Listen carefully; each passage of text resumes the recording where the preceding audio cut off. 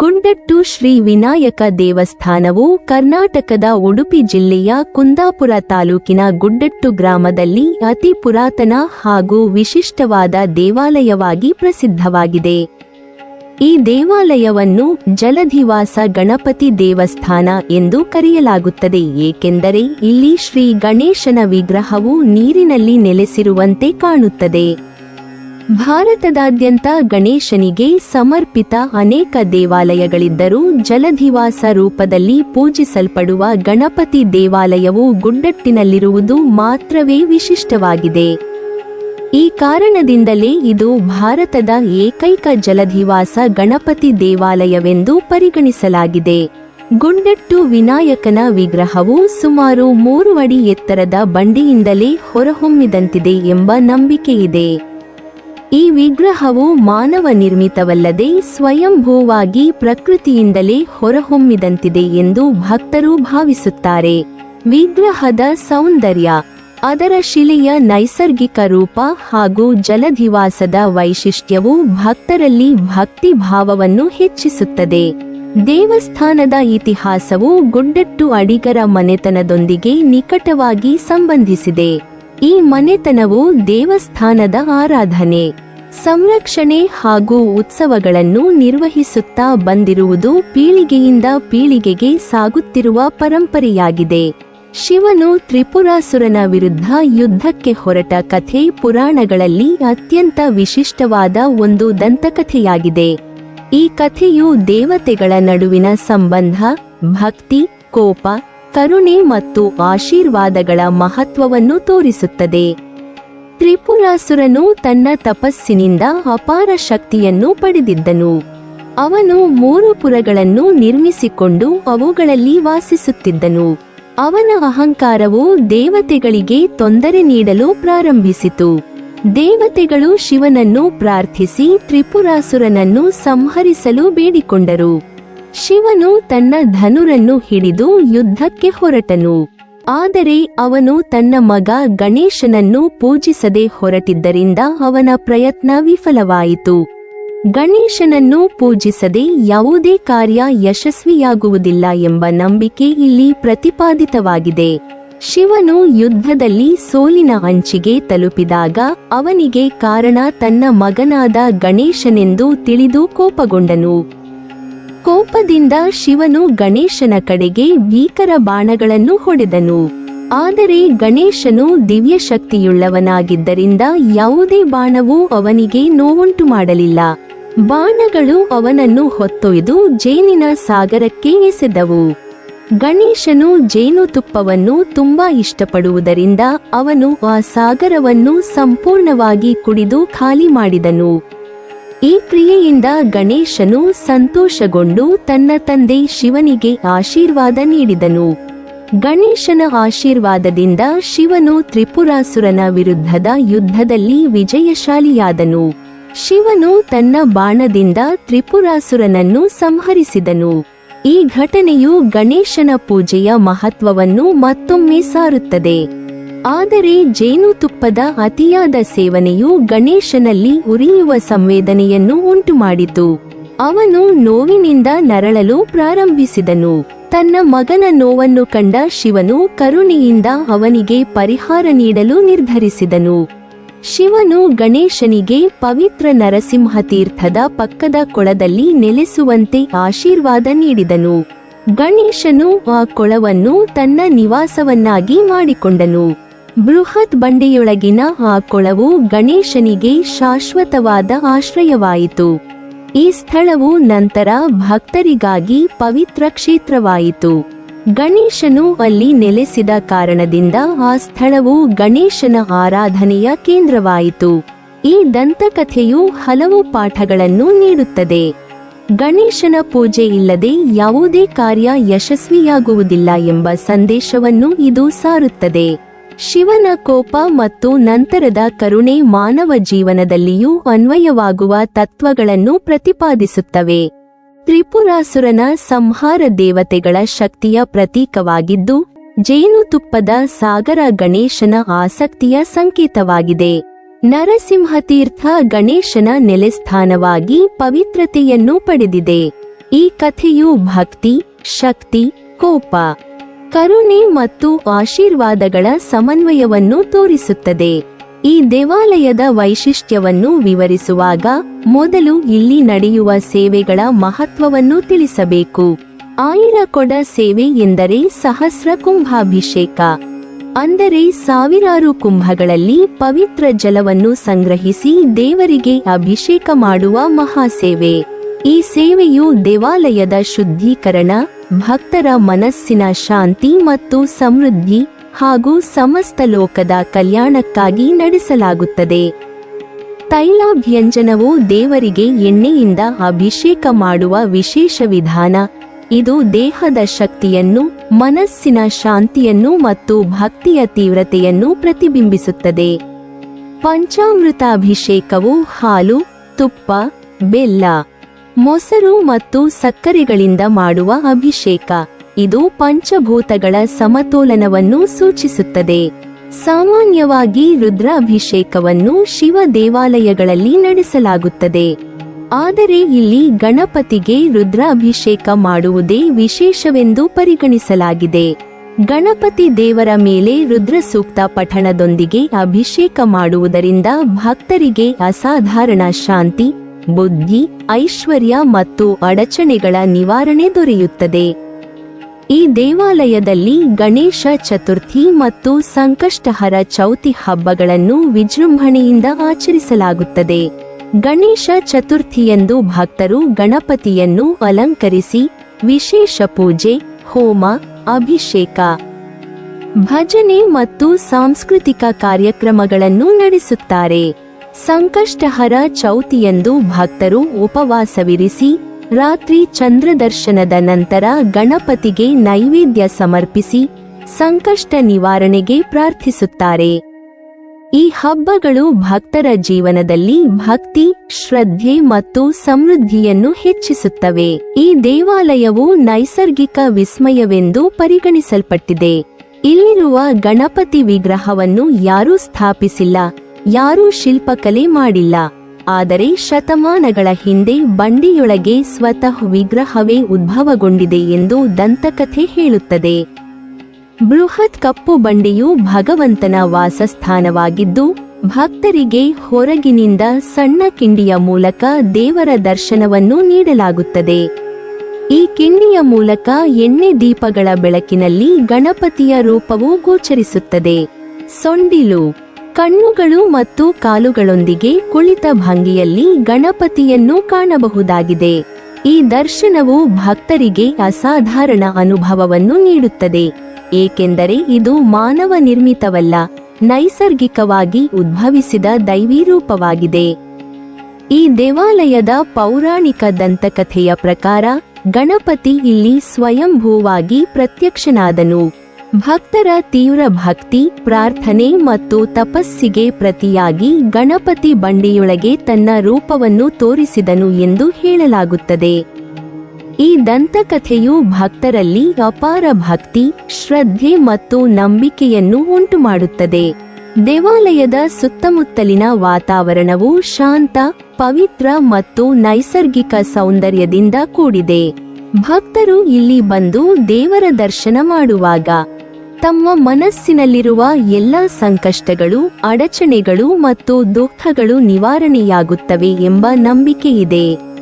ಈ ದೇವಾಲಯದಲ್ಲಿ ನಡೆಯುವ ಸೇವೆಗಳು, ಹಬ್ಬಗಳು ಮತ್ತು ದರ್ಶನವು ಭಕ್ತರಿಗೆ ಆಧ್ಯಾತ್ಮಿಕ ಅನುಭವವನ್ನು ನೀಡುತ್ತವೆ. ಗಣಪತಿಯ ಈ ನೈಸರ್ಗಿಕ ರೂಪವು ಭಕ್ತರಿಗೆ ದೇವರ ಅಸ್ತಿತ್ವವನ್ನು, ಶಕ್ತಿಯನ್ನು ಮತ್ತು ಕೃಪೆಯನ್ನು ನೇರವಾಗಿ ಅನುಭವಿಸುವಂತೆ ಮಾಡುತ್ತದೆ. ಈ ದೇವಾಲಯವು ಕೇವಲ ಪೂಜಾ ಸ್ಥಳವಲ್ಲ, ಇದು ಭಕ್ತರ ಜೀವನದಲ್ಲಿ ಭಕ್ತಿ, ಶ್ರದ್ಧೆ, ಶಾಂತಿ ಮತ್ತು ಸಮೃದ್ಧಿಯನ್ನು ತರಬಲ್ಲ ಪವಿತ್ರ ಕ್ಷೇತ್ರವಾಗಿದೆ. ಗಣಪತಿಯ ಈ ದೈವಿ ರೂಪವು ಭಕ್ತರಿಗೆ ಸದಾ ನೆನಪಾಗುವಂತೆ, ಅವರ ಜೀವನದಲ್ಲಿ ಮಾರ್ಗದರ್ಶನ ನೀಡುವಂತೆ, ಸಂಕಷ್ಟಗಳನ್ನು ನಿವಾರಿಸುವಂತೆ ಮತ್ತು ಭಕ್ತಿಯ ಬೆಳಕನ್ನು ಹರಡುವಂತೆ ಕಾರ್ಯನಿರ್ವಹಿಸುತ್ತದೆ. ದೇವಾಲಯದ ಪುರಾಣ ಪ್ರಸಂಗಗಳ ಪ್ರಕಾರ ಶ್ರೀ ಗಣೇಶನು ಇಲ್ಲಿ ಜಲಧಿವಾಸ ರೂಪದಲ್ಲಿ ನೆಲೆಸಿರುವುದರಿಂದ ಭಕ್ತರಿಗೆ ಅಡಚಣೆಗಳನ್ನು ನಿವಾರಿಸಿ ಯಶಸ್ಸು, ಐಶ್ವರ್ಯ ಹಾಗೂ ಶಾಂತಿಯನ್ನು ನೀಡುತ್ತಾನೆ ಎಂಬ ನಂಬಿಕೆಯಿದೆ. ಕುಂದಾಪುರ ಹಾಗೂ ಉಡುಪಿ ಜಿಲ್ಲೆಯ ಜನರು ಮಾತ್ರವಲ್ಲದೆ ಕರ್ನಾಟಕದ ವಿವಿಧ ಭಾಗಗಳಿಂದಲೂ ಭಕ್ತರು ಇಲ್ಲಿ ಬಂದು ಪ್ರಾರ್ಥನೆ ಸಲ್ಲಿಸುತ್ತಾರೆ. ವಿಶೇಷವಾಗಿ ಗಣೇಶ ಚತುರ್ಥಿ ಹಬ್ಬದ ಸಂದರ್ಭದಲ್ಲಿ ದೇವಾಲಯದಲ್ಲಿ ಭಕ್ತರ ಸಂಚಾರವು ಅಪಾರವಾಗಿರುತ್ತದೆ. ಹಬ್ಬದ ದಿನಗಳಲ್ಲಿ ದೇವಾಲಯವು ದೀಪಾಲಂಕಾರಗಳಿಂದ ಕಂಗೊಳಿಸುತ್ತಿದ್ದು, ಭಕ್ತರು ಗಣೇಶನಿಗೆ ವಿಶೇಷ ಪೂಜೆ, ಹೋಮ ಹಾಗೂ ಹವನಗಳನ್ನು ನಡೆಸುತ್ತಾರೆ. ಗುಂಡಟ್ಟು ವಿನಾಯಕ ದೇವಸ್ಥಾನವು ಕೇವಲ ಧಾರ್ಮಿಕ ಕೇಂದ್ರವಲ್ಲದೆ ಸಾಂಸ್ಕೃತಿಕವಾಗಿ ಕೂಡ ಮಹತ್ವ ಪಡೆದಿದೆ. ಇಲ್ಲಿ ನಡೆಯುವ ಉತ್ಸವಗಳು, ಸಂಸ್ಕೃತ ಶ್ಲೋಕ ಪಠಣಗಳು, ಭಜನೆಗಳು ಹಾಗೂ ಹಬ್ಬದ ಸಂಭ್ರಮವು ಸ್ಥಳೀಯ ಜನರ ಜೀವನದ ಅವಿಭಾಜ್ಯ ಅಂಗವಾಗಿದೆ. ದೇವಸ್ಥಾನದ ಸುತ್ತಮುತ್ತಲಿನ ಪರಿಸರವು ಹಸಿರುಮಯವಾಗಿದ್ದು, ಶಾಂತ ವಾತಾವರಣವು ಭಕ್ತರಿಗೆ ಆಧ್ಯಾತ್ಮಿಕ ಅನುಭವವನ್ನು ನೀಡುತ್ತದೆ. ಜಲಧಿವಾಸ ಗಣಪತಿ ದೇವಾಲಯದ ವೈಶಿಷ್ಟ್ಯವು ಪ್ರವಾಸಿಗರಿಗೂ ಆಕರ್ಷಕವಾಗಿದೆ. ಅನೇಕರು ಇಲ್ಲಿ ಬಂದು ದೇವಾಲಯದ ವೈಶಿಷ್ಟ್ಯವನ್ನು ಕಣ್ತುಂಬಿಕೊಳ್ಳುತ್ತಾರೆ. ದೇವಾಲಯದ ಇತಿಹಾಸವನ್ನು ಅಧ್ಯಯನ ಮಾಡಿದಾಗ ಇದು ಶತಮಾನಗಳಷ್ಟು ಹಳೆಯದು ಎಂಬುದು ತಿಳಿದುಬರುತ್ತದೆ. ಗುಂಡಟ್ಟು ಅಡಿಗರ ಮನೆತನವು ಈ ದೇವಾಲಯದ ಆರಾಧನೆಗೆ ತಮ್ಮ ಜೀವನವನ್ನು ಸಮರ್ಪಿಸಿಕೊಂಡಿದ್ದು, ಅವರ ಭಕ್ತಿ ಹಾಗೂ ಸೇವೆಯಿಂದಲೇ ದೇವಾಲಯವು ಇಂದಿಗೂ ತನ್ನ ವೈಭವವನ್ನು ಉಳಿಸಿಕೊಂಡಿದೆ. ದೇವಸ್ಥಾನದ ಆವರಣದಲ್ಲಿ ನಡೆಯುವ ಧಾರ್ಮಿಕ ಚಟುವಟಿಕೆಗಳು, ಹಬ್ಬಗಳು ಹಾಗೂ ಸಂಸ್ಕೃತಿಯ ಕಾರ್ಯಕ್ರಮಗಳು ಸ್ಥಳೀಯ ಜನರ ಏಕತೆಯನ್ನು ಬಲಪಡಿಸುತ್ತವೆ. ಗುಂಡಟ್ಟು ಶ್ರೀ ವಿನಾಯಕ ದೇವಸ್ಥಾನವು ಗಣೇಶನಿಗೆ ಸಮರ್ಪಿತವಾಗಿರುವುದರಿಂದ ಭಕ್ತರು ತಮ್ಮ ಜೀವನದ ಅಡಚಣೆಗಳನ್ನು ನಿವಾರಿಸಲು, ಹೊಸ ಕಾರ್ಯಗಳನ್ನು ಯಶಸ್ವಿಯಾಗಿ ಆರಂಭಿಸಲು ಹಾಗೂ ಕುಟುಂಬದ ಶಾಂತಿ, ಸಮೃದ್ಧಿಗಾಗಿ ಇಲ್ಲಿ ಬಂದು ಪ್ರಾರ್ಥನೆ ಸಲ್ಲಿಸುತ್ತಾರೆ. ಜಲಧಿವಾಸ ರೂಪದ ಗಣೇಶನ ದರ್ಶನವು ಭಕ್ತರಲ್ಲಿ ಅಪಾರ ಭಕ್ತಿ ಭಾವವನ್ನು ಉಂಟುಮಾಡುತ್ತದೆ. ಈ ದೇವಾಲಯವು ಕರ್ನಾಟಕದ ಧಾರ್ಮಿಕ ನಕ್ಷೆಯಲ್ಲಿ ವಿಶಿಷ್ಟ ಸ್ಥಾನ ಪಡೆದಿದ್ದು, ಗಣೇಶನ ಆರಾಧನೆಯ ಪರಂಪರೆಯನ್ನು ಮುಂದುವರಿಸುತ್ತಿದೆ. ಈ ರೀತಿಯಾಗಿ ಗುಡ್ಡಟ್ಟು ವಿನಾಯಕ ದೇವಸ್ಥಾನವು ತನ್ನ ಪುರಾತನತೆ, ವೈಶಿಷ್ಟ್ಯ ಹಾಗೂ ಭಕ್ತರ ಭಾವನೆಗಳಿಂದಾಗಿ ಕರ್ನಾಟಕದ ಪ್ರಮುಖ ದೇವಾಲಯಗಳಲ್ಲಿ ಒಂದಾಗಿ ಗುರುತಿಸಿಕೊಂಡಿದೆ. ಜಲಧಿವಾಸ ಗಣಪತಿ ದೇವಾಲಯವೆಂಬ ಹೆಸರಿನಿಂದಲೇ ಇದು ತನ್ನದೇ ಆದ ವಿಶಿಷ್ಟ ಸ್ಥಾನವನ್ನು ಪಡೆದಿದ್ದು, ಭಕ್ತರ ಹೃದಯದಲ್ಲಿ ಶಾಶ್ವತವಾಗಿ ನೆಲೆಸಿದೆ. ಆಯಿರಕೊಡ ಅಭಿಷೇಕ ಎಂಬುದು ದಕ್ಷಿಣ ಭಾರತದ ಕೆಲವು ಪ್ರಸಿದ್ಧ ಗಣಪತಿ ಕ್ಷೇತ್ರಗಳಲ್ಲಿ ನಡೆಯುವ ಅತ್ಯಂತ ವೈದಿಕ ಮತ್ತು ಶ್ರದ್ಧೆಯ ಪೂಜಾ ವಿಧಾನವಾಗಿದೆ. ಈ ವಿಶೇಷ ಸೇವೆಯು ಪ್ರತಿದಿನ ಹತ್ತಿರದ ಬಾವಿಯಿಂದ 1000 ಮಡಕೆ ನೀರನ್ನು ತೆಗೆದುಕೊಂಡು ಗಣೇಶನ ವಿಗ್ರಹಕ್ಕೆ ಅಭಿಷೇಕ ಮಾಡುವುದರಿಂದ ಆರಂಭವಾಗುತ್ತದೆ. ಈ ಅಭಿಷೇಕವು ದೇವರ ಶರೀರವನ್ನು ತಂಪಾಗಿಸುವುದರ ಮೂಲಕ ದೇವರ ನೋವನ್ನು ನಿವಾರಿಸುವುದೆಂಬ ನಂಬಿಕೆಯನ್ನು ಹೊಂದಿದೆ. ನೀರಿನ ಶೀತಲ ಸ್ಪರ್ಶವು ದೇವರ ದೇಹದ ಉಷ್ಣತೆಯನ್ನು ಕಡಿಮೆ ಮಾಡುತ್ತದೆ ಎಂಬ ಭಾವನೆಯಿಂದ ಈ ಸೇವೆಯನ್ನು ಪ್ರತಿದಿನ ನಿರಂತರವಾಗಿ ಮಾಡಲಾಗುತ್ತದೆ.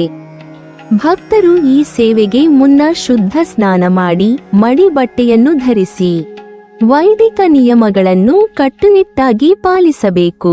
ಪೂಜೆಯ ಸಮಯದಲ್ಲಿ ಯಾವುದೇ ತಪ್ಪುಗಳು ನಡೆದರೆ ಸ್ಥಳೀಯ ನಂಬಿಕೆಯ ಪ್ರಕಾರ ಭಕ್ತನ ಮುಂದೆ ಹಾವು ಕಾಣಿಸಿಕೊಳ್ಳುತ್ತದೆ ಎಂಬ ಭಯಾನಕ ನಂಬಿಕೆ ಇದೆ. ಇದರಿಂದ ಭಕ್ತರು ಅತ್ಯಂತ ಶ್ರದ್ಧೆಯಿಂದ, ಶುದ್ಧತೆಯಿಂದ ನಿಯಮಾನುಸಾರವಾಗಿ ಪೂಜೆಯನ್ನು ನೆರವೇರಿಸುತ್ತಾರೆ. ಅಭಿಷೇಕಕ್ಕೆ ಬಳಸುವ ನೀರನ್ನು ಮುಂದಿನ ದಿನಗಳಲ್ಲಿ ರುದ್ರ ಅಭಿಷೇಕ ಮತ್ತು ಪಂಚಾಮೃತಾಭಿಷೇಕಕ್ಕೆ ಬಳಸಲಾಗುತ್ತದೆ. ಈ ಮೂಲಕ ನೀರಿನ ಪವಿತ್ರತೆಯನ್ನು ನಿರಂತರವಾಗಿ ಉಳಿಸಿಕೊಳ್ಳಲಾಗುತ್ತದೆ. ಅಭಿಷೇಕದ ನಂತರ ಪಾರಾಯಣವನ್ನು ಪಠಿಸಿ 1000 ಕೊಡ ಸೇವೆಯನ್ನು ನಿರ್ವಹಿಸುವುದು ಅತ್ಯಂತ ಮುಖ್ಯವಾದ ಅಂಗವಾಗಿದೆ. ಪಾರಾಯಣದ ಮೂಲಕ ದೇವರ ಸ್ತುತಿ, ಮಂತ್ರೋಚ್ಚಾರಣೆ, ಶ್ಲೋಕ ಪಠಣ ನಡೆಯುತ್ತದೆ. ಈ ಪಠಣವು ದೇವರ ಕೃಪೆಯನ್ನು ಪಡೆಯಲು, ಭಕ್ತರ ಮನಸ್ಸನ್ನು ಶುದ್ಧಗೊಳಿಸಲು ಮತ್ತು ಸಮಸ್ತ ಸಮಾಜದ ಕಲ್ಯಾಣಕ್ಕಾಗಿ ಮಾಡಲಾಗುತ್ತದೆ. ಸಾವಿರ ಕೊಡ ಸೇವೆಯು ಭಕ್ತರ ಸಮರ್ಪಣೆಯ ಸಂಕೇತವಾಗಿದ್ದು, ದೇವರ ಮುಂದೆ ಶ್ರದ್ಧೆ, ಭಕ್ತಿ, ಶುದ್ಧತೆ, ನಿಯಮಾನುಸಾರತೆ ಎಲ್ಲವನ್ನೂ ಒಟ್ಟುಗೂಡಿಸುತ್ತದೆ. ಈ ಸೇವೆಯು ಕೇವಲ ಅಭಿಷೇಕದ ಕ್ರಿಯೆಯಲ್ಲ, ಅದು ಒಂದು ಆಧ್ಯಾತ್ಮಿಕ ಅನುಭವವಾಗಿದೆ. ಪ್ರತಿದಿನ 1000 ಮಡಕೆ ನೀರನ್ನು ಹೊತ್ತು ತಂದು ಅಭಿಷೇಕ ಮಾಡುವುದರಿಂದ ಭಕ್ತರಲ್ಲಿ ತಾಳ್ಮೆ, ಶ್ರಮ, ಶ್ರದ್ಧೆ, ಸಮರ್ಪಣೆ, ನಿಯಮಾನುಸಾರತೆ, ಶುದ್ಧತೆ ಇವುಗಳೆಲ್ಲ ಬೆಳೆಸಿಕೊಳ್ಳುತ್ತವೆ.